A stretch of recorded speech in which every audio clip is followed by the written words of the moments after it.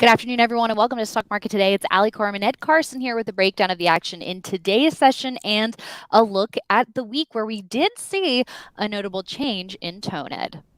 Yeah, this was a really good week given how much news was out there, and not all the news was positive, and yet the market did very well with it. I want to take a look at Apple, Exxon, and Vertex, all which have some interesting action. All right, we'll get to those charts, but first, let's check in on the major indexes. So another day of strong gains. The Nasdaq up 1.9% Friday. We had the S&P 500 up 1.4%, the Dow up 1%, small caps lagging a bit. The Russell 2000 up 0.8% today, but the Nasdaq clearly powering higher here. We had a couple days above 12,000, now extending gains, clearing the highs from early June. So it's been a good week, and I think now the question is, are we going to see this continue, or is this just a couple week long bear market rally and then the doom and gloom is going to come back? Yeah, I mean, we'll see. In early March, we ran up to the 200-day line and then hit a wall. I mean, we looked like everything was going well. We were clearing some short-term resistance, getting above things, and then things did not go well. But we just right now we have a trend, and so you're hoping. It looks like we have a bunch of higher lows. We tested the 50-day line this week. There was bad Walmart news. There was Microsoft missed views, and yet the stock rallied sharply. I mean, the market rallied very well on some bad news, and there was some good news. But so now that we're clearing through these levels, you could imagine that you can see a scenario where the Nasdaq at least gets up toward the 200-day line. Doesn't mean it has to happen. There's a lot of economic data. There's a lot of earnings. It could stop right here. But you can imagine that there's not the same level of resistance where it seemed like every day there was a resistance level to face. So definitely a change in tone. I think that expectation breaker, I think this past couple of weeks where you start feeling like this is something for real. And let's also take a look on a weekly chart to put the perspective of the longer term trend here, now moving higher and getting to the highest levels in a number of months here, Ed. And I think also good to point out is that we're now seeing that 10-week moving average and the 50-day line on the daily chart moving higher now, not only flattening, but starting to curl higher. We have the shorter term moving averages stacked above that, the 21-day and the 10-day line. So we could also see, in addition to maybe some room up to the 200-day to continue rallying, if we can keep it up, and if the action here for the Nasdaq can stay above that rising 21-day line, that could put us in a position of a power trend, which would really mean that conditions could be ripe for getting more aggressive in this market.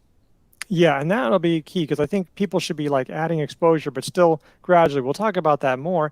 I mean, there's still one of the weird things. There's not a whole lot of stocks to buy. I mean, there have been stocks that have been stocks to buy, and then some of them work and some of them don't. But there's not like this huge crop, so it makes it that's one of the concerns. I mean, it's one reason to limit your exposure. There's not that much to buy, and the other, and also if there aren't a lot of leading stocks to buy, that in itself is a concern. But power trend seems to be something that's headed our way if we can just avoid, a big sell-off in the next few days. So before we take a look at a bunch of other charts and some sector ETFs and the individual names, you mentioned how now is a time to be adding exposure, but with such strength that we've seen, is the shift in tone extending to, okay, well, now it is time to be buying breakouts or just strength in general and not have to feel like we need to wait for a pullback, or the strength being that profit taking opportunity? Now is it more of an ad opportunity? Yeah, those are good points. It's like how quickly, we've been talking about taking profits quickly. Yeah, do you hold on to them longer? It could be just a more of a shift. And look, when things are going well, with the market, your decisions start working out, even if they're not always the best decisions. And it just makes easier things to go when things are going. When you have these kind of gains, there are some broad-based gains. Yeah, some sectors did better than others, but a lot of things are going to go right. And you start thinking about, how can I add exposure? How can I add to positions, rather than how can I dart in and out and try to like steal the cheese before somebody Right. comes in and gets me. Exactly. So maybe we don't have to feel quite as, in defense mode. We can start opening ourselves up to, adding more exposure, but that doesn't mean we need to let our guard down. As you're mentioning, you still have to manage risk. Even if conditions are more favorable, that doesn't mean that risk management goes out the window. Yeah, always have to have risk management. And if this rally really does have legs, then you'll have a chance to build up that exposure to something more meaningful. And if the rally doesn't work out, then you'll be glad you didn't just go from Yeah. 20% to 100% overnight. Right. That can be a scenario that, if you've done that during this rally, that would have been really painful. Maybe this time it'll work, but Mhm. that's why you have to be prudent Mhm. in all these scenarios. Right.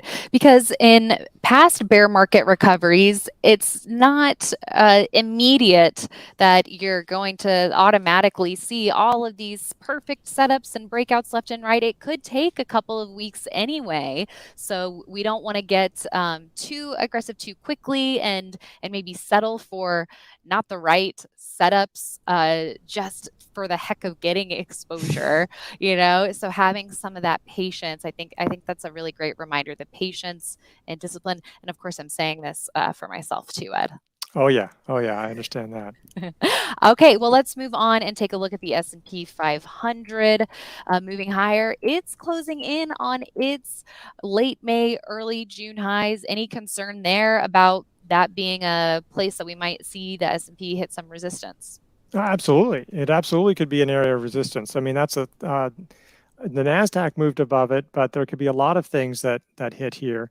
So that'll be something to watch next week for the S&P, the Dow, the Russell. They're all moving in on this level. They're not there yet. So that could be a place where these indexes stop, or maybe they blow through it. And again, it's not the worst thing if we pause here. It's not like, oh, if you get up to the line and we pause, or they move sideways, that's okay for a while. You can see, you can have more bases set up, more handles. That one of the issues that we have stocks that run up, and now, well, they're sort of in no man's land. They're acting well, but extended. So having Hmm. a pause wouldn't be the worst thing. So if we do pause, it's not like, oh no, we're finished or we're doomed. No, Yep. we just don't need it to. Natural. Yeah, natural. We just don't Normal. want it to start plunging down below the 50-day line again. I mean, Yeah. seeing a break in character once again. Yes, absolutely. Well, let's take a quick look at the 10-year Treasury yields continuing to come off a bit. This also helping, Ed? Oh, absolutely. I mean, look at where it peaked right around mid-June. That's basically when the market peaked. I mean, may not have been the absolute specific day, but inflation peaked. That was the day the retail gasoline prices peaked. It's not a surprise on that. Now, the market is basically betting on sort of a Goldilocks scenario, or at least the best possible world that you can see right now. They're betting on sort of a softish landing. Yeah, we have 2 quarters of GDP decline, but they're really mild, and consumer spending is still holding up. So you have that, but is it enough to bring, their hope is that the economy won't really weaken too much, but it'll be enough to bring inflation down and enough to get the Fed to stop raising rates aggressively. If that all works out, then that's sort of what the market is betting on, and that may happen. But if that shifts, if we start seeing yields rise again, or if we start thinking the economy is really going to tank, Mhm. then that would have a different scenario for the market. So this is really positive, the way things have been working. But yeah, keep that. Those trends could change. Yes, and I did add an index line to this chart showing the S&P 500, just to show visually what you were saying, Ed. The peak in rates here roughly coincided with the market bottom, so very inversely correlated, these two. And now let's take a look at some sector ETFs. Energy, so it's not just technology that's making a charge here. Really, energy stocks and other commodity related areas on the move this week. So energy, especially on Friday with oil up big, XLE up 4.3% to cap off the week. The strongest weekly gain in quite a while here, Ed, since early May. Yeah, and so a lot of energy stocks moving. Obviously, there's Exxon and Chevron earnings today. So a lot of positives here. I will say is that gasoline futures, while still well below those early June highs, they are moving up again. I mean, so that could complicate things if inflation, I mean, not that it doesn't mean that inflation will spike higher again, but it could mean that inflation doesn't cool off as much as people hope. And maybe there you don't have consumers don't have some of that as much money as you might have expected to shift to other things. So, there's a pro and con. Obviously, oil hitting new highs would not be something that probably we'd like to see, unless you're invested in oil and gas stocks. But for the market as a whole, that might be a concern. Oil did come off its highs. It was over $100 at one point, but still a big move for the week. So definitely worth watching as an investor in that sector or out of the sector. Right. And of course, as you mentioned, those earnings reports really fueling the gains here today for XLE. All right, let's take a look at XME, the metals and mining ETF, up 2.6% Friday, a nice weekly move, also up 10% for the week. It hasn't had a move that big since March when it was up 14% for the week to really fuel a breakout of a long sideways area. So are we going to start seeing other commodity sectors coming back to the forefront, Ed? Are we all going to start swimming together? Yeah, well, maybe we'll see. Of course, that raises those inflation questions, but it's also a positive sign about the economy that, again, that we're maybe not tanking, that maybe, we went overdone a little bit. Some of the steel names in particular seem to be coming back. The miners are coming back, but they're harder hit. So you're starting to see a few steel names starting to break down trends, get above moving averages. So something to watch. Not many really are in position. But yeah, so nice to see this free fall sort of end. Okay, next up, IYT Transportation ETF up 4.7% for the week, looking like it's breaking a downtrend. Got above the 10-week line last week and extending gains this week. Yeah, positive sign for the economy, or at least that things aren't as bad as people were fearing. I mean, because rail companies, shipping companies, truckers, those were all doing a little better here. It doesn't mean that everything's rip roaring in the economy, just that, again, this is all showing some encouraging signs for the economy.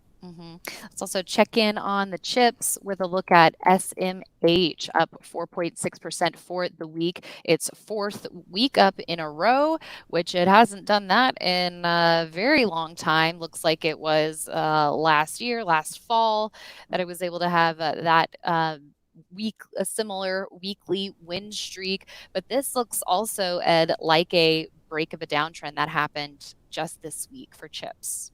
Yeah, it does. It does, because we'd gotten over the 50-day, 10-week line before, and that didn't last. And this time we seem to be breaking that trend line. Doesn't mean it'll last, but it's definitely a positive sign here.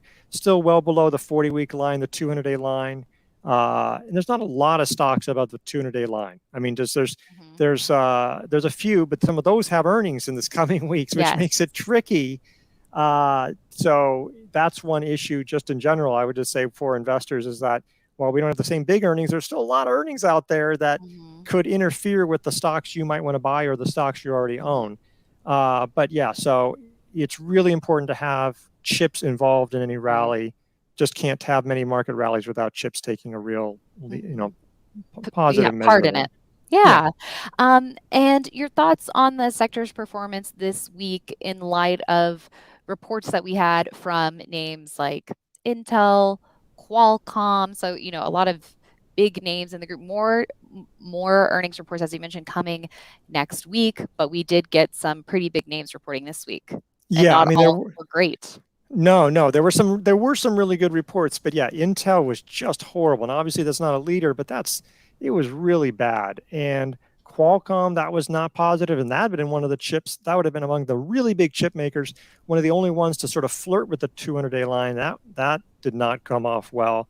So still a lot of individual risk, but that was part of what made this market so strong this week, is the fact that the market Mhm. rallied despite Mhm. some negative reports. You could have easily, if you had written off the news to me and then said, "Oh yeah, and the market fell 4%." It's like, well, okay, I can Makes sense. understand that.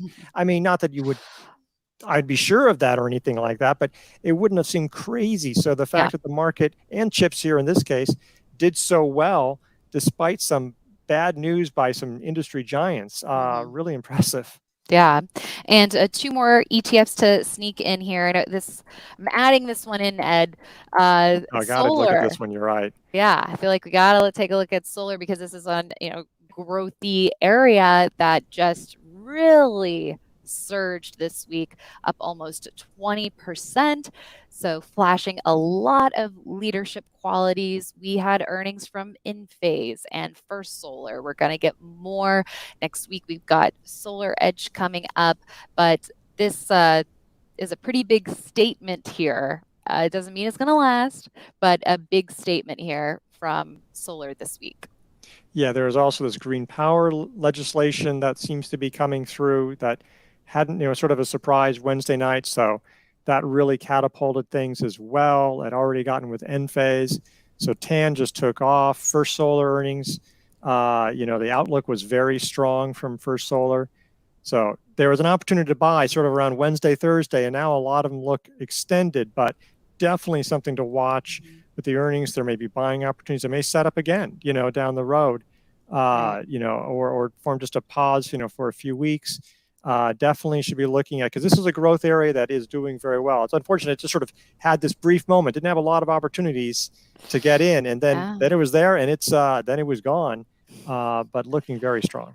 hmm And for those who are keeping tabs on IBD Live, Leaderboard, and Swing Trader, this sector and the CTF and the individual names were covered at length, and TAN added to both Leaderboard and Swing Trader on Wednesday. And one area that didn't seem quite as strong this week was that speculative growth area. We have ARKK here down 2.4% this week. What should we make of this? Yeah, I mean, I'm not sure if it's so much about the whole speculative growth or if this really is ARK. I mean, sometimes I've talked about when ARK falls or ARK rises, it's because, the kind of things it buys were doing well. But in this case, they had some really big losses. Teladoc and Roku had a big losses. So, and those were big positions, really heavy losses. So that's an issue. That's just for when you're looking at like some of these beaten down techs are going to rally, but some of them can still have horrible earnings results. There's, they might not come back. So definitely something to watch Mhm. out for individuals thinking, oh, this is coming back. It's like, well, there's some really high risk Yeah. when you try to buy these bottom feeders. Mhm. There's reward possibilities, but really high risk too. That's such a good point because I feel like there probably are a number of investors out there thinking, well, now that the market, broadly is doing better. ARK was so great in 2020. Now it's really cheap. So let me move money here. So you got to be looking at what is in favor now, not just, oh, well, this was great previously and the market's doing better. So this is a sure bet. Yeah, you never know what's going to lead the next rally, and maybe ARK will not. Well, we will keep tabs on it, That's for along with sure. so many other ETFs to provide that additional perspective to help us understand what's really going on underneath the surface. And now, without further ado, let's check in on some individual names. We've got Apple with a big move on Friday for it, up over 3%, gapping above the 200-day line, taking out 160. We did get a bottom line decline and a slowdown in top line growth, but Apple has been really moving on up since its low of 129 back in June, albeit the gains have, for the most part, come in light volume. We got a little uptick in volume here today, but of course, with Apple being, one of the most liquid mega cap tech names out there with a lot of eyeballs on it, it's great to see a positive reaction to this kind of report. Yeah, and they talked about future growth being stronger, so maybe people are looking ahead to that. This is the first mega cap that's above its 200-day line. Tesla's coming up, but it's not there yet. So this was, that one made a big move. And but Apple, yeah, I mean, it would have been nice to see higher volume, and the volume only made it above positive because volume has been drying up so much. The average has come down. Yeah. But the relative strength line's at a new high here. I mean, that shows you, which is also a reflection of how bad the market is, but it's has been. So the fact that it's that far off its highs and the RS line is there, that would probably be the more, that trend line right there, sort of going across. That would seem like a traditional early entry, or, hopefully they could form a handle. If you wanted to be really aggressive, you could start a position here, I could imagine, not trying to put on a full position, but maybe starting position because you're trying to find some way to get into it. Because it's something Mike Webster used to say when he was here, the earnings risk is gone. So that is a big headwind for Apple, is that so you feel like, well, I can buy it off that, and if it falls, decisively below the 200-day line, then I would Right. sell out my position. And, the idea maybe is that you buy it here and then you can fill out your position at a more traditional spot. That's just something that investors could do, though you might just say, well, why not just buy the Qs? Yeah. How much more? So I don't, the Qs aren't at the 200-day line, but you could imagine a similar type path, because Apple is such a big weight in there. So that's just one possibility. It's just nice to see this mega cap coming up and showing some outperformance. Yes, it is. Okay, and next on our list, let's take a look at Exxon. We did look at XLE, which Exxon has considerable weighting in, but ExxonMobil up 11% for the week. Volume was on the light side, but this stock got back above its 10-week line in a big way this week. Not only the 10-week line, but its highs from late June, early July. So potential early entry here, with it moving up on the right side of the space. Yeah, I mean, you could have bought it yesterday, but there were earnings coming up, so you didn't want to be doing that. So it's still not too far away from the 50-day line. And we saw, even with the energy stocks, buying them, I mean, back at the end of December, you could have bought the breakout and it worked. But there were a lot of other times, if you bought near the highs, that's about when Exxon and a lot of other stocks would pull back. So a lot of energy stocks would pull back. So you just want to be thinking about maybe trying to look for early entry still. Maybe breakouts, as you were saying, maybe they'll work a little better now if we still do trend higher. But I think that investors Maybe. should still be trying to look for early entries. Oh, 100%. And I think even when you start to see strength like this, something that Matt Caruso was talking about on IBD Live this morning is maybe having that discipline to wait after the strength, see how it acts. Can it continue to hold up? If it pulls back, how does it pull back? And then see if you can find an alternative entry that way. Maybe it's some sort of pullback and reversal to a key price level or moving average. Maybe it's just tight sideways action, and then it continues to move higher. So those are some alternative strategies that you can use, so that way you're not, buying the strength of that day, but some other setups that might help you manage your risk a little bit better. Yeah, those are all Something to good consider. strategies. Yeah, and if you could see it pause, then you get the 10-day and the 21-day line to come across the 50-day line. So that would definitely be a good way to go with this stock as well. If it stops, it doesn't mean it's going to, because No. that's the other risk, right? If you really do see the rally gain momentum, there are going to be, I mean, solar, for example, there are going to be some that aren't going to just wait for you and immediately pause or offer an alternative entry. So being prepared ahead of time is and knowing what setups fit your trading personality too, I think, is something very important to think about.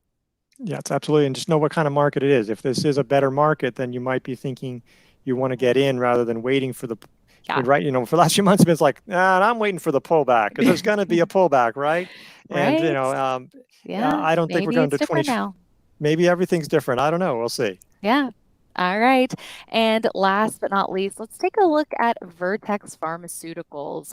A pretty quiet week, all in all, for Vertex amid the broad market gains and for the biotech industry in in general, not really participating in a big way. Let's look at XBI really quickly. So just fractionally higher for the week, but tightening up, quieting down. But if you are looking at quality stocks in this industry group like Vertex, seeing a nice pullback here to the 50-day line and some relatively quiet volume ahead of its earnings next week. So this is definitely a setup that we're keeping tabs on. Yeah, it hasn't done anything really wrong. I mean, you can see, okay, the last couple of weeks it hasn't really moved when the market has, and that's not the worst thing. So the RS line has come down some. Biotechs have had a lot of leadership. That's after this RS line had a pretty strong run. I mean, you don't have to be, always hitting new highs. Sometimes you can take a break. It held up pretty well with the 50-day, 10-week line. If it bounced off of this would normally be, hey, this would be, I mean, still technically in a buy zone, but you'd probably want to see some strength in it. But I think you'd want to see the earnings come out. And that's the risk. And that's one of the reasons why, because right now you'd be saying, hey, this is close to being a setup, but would you really want to buy this if on Tuesday it goes through that level? It's like, you're not going to get much of a cushion. I mean, that might be something to do in options play if you want to think about something like that. But there's just there'll be a lot of interesting stocks. And I think that's one thing to be looking at, Right. is not so much about earnings driving the market, but earnings driving individual stocks, individual sectors. This could definitely be one of them. Yeah, and we'll see what happens early next week in the lead up to this report, because it does depend on what type of trader you are. Are you going to just wait for that earnings risk to be off the table? Do you want to attack it with an option, or if it checks off all the boxes, are you going to go for it? I know Scott St. Clair, that is something that he does. He, if it fits his criteria, he's going to buy, even if it is close to earnings. But all in all, the sound strategies that we like using for risk management is having that profit cushion heading into the report. There's a couple ways you can do it.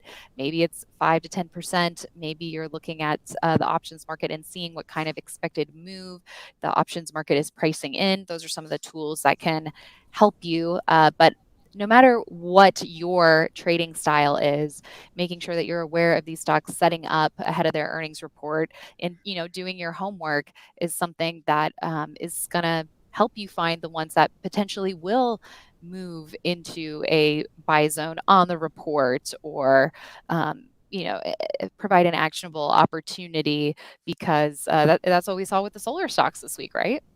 Yeah, and so absolutely have to be ready, and you have to be thinking about, is this the one? Is like, if it does gap up, do I want to buy it? And you got to be ready to make those decisions. And you have to think there's not a strategy that's going to work for all stocks. Like if you wait, like if this one goes up 30%, it's like, well, the strategy should have been to buy it ahead of time. Well, but that's not, like, or the kind of thing where I want to do that. So you have to be thinking what works for you, what's a strategy that will generally, mean that you get a lot of gains and don't have big losses when things don't work out. So that's what you try to find for a strategy that works for you. All right. Well, we'll see what next week brings. So, speaking of, what do you think is the most important thing for investors to do this weekend as they prepare for another week of trade? Maybe a little bit of a sigh of relief getting over all of the hurdles that we did with this week. Not only, the big mega earnings week of earnings season, but also the Fed and other headlines that had market moving potential. And, we passed with flying colors this week. Yeah, it was really a great week for that. I think for this coming week, this weekend, I would really work on the watch list. Look, identify potential leaders. Now, again, there's nothing wrong with having a lot of ETF exposure, especially for things like the chips or software. Some of them where there's not many in position. And like if you want to play biotechs, well, one of them might be something like, if you don't want to wait, buy XBI or IBB with these other earnings coming up. But identify some potential leaders, and with especially if they have earnings, just be paying attention and figure out your strategy for how you might attack those names, or wait for them to pounce, as it were, and gradually boost your exposure, assuming the market continues to work well. Mhm. All right. Well, sounds like a plan. Thank you for that guidance, Ed. And thanks everyone for tuning in. We'll be back with more on Monday. So make sure you tune in starting Monday morning, investors.com/IBD live for all the details, where we will be talking about actionable or potentially actionable stocks in real time for the first 90 minutes of trade and interacting with you throughout the show. And we'll also see you right back here after the close on Monday. We hope you have a great weekend, everyone.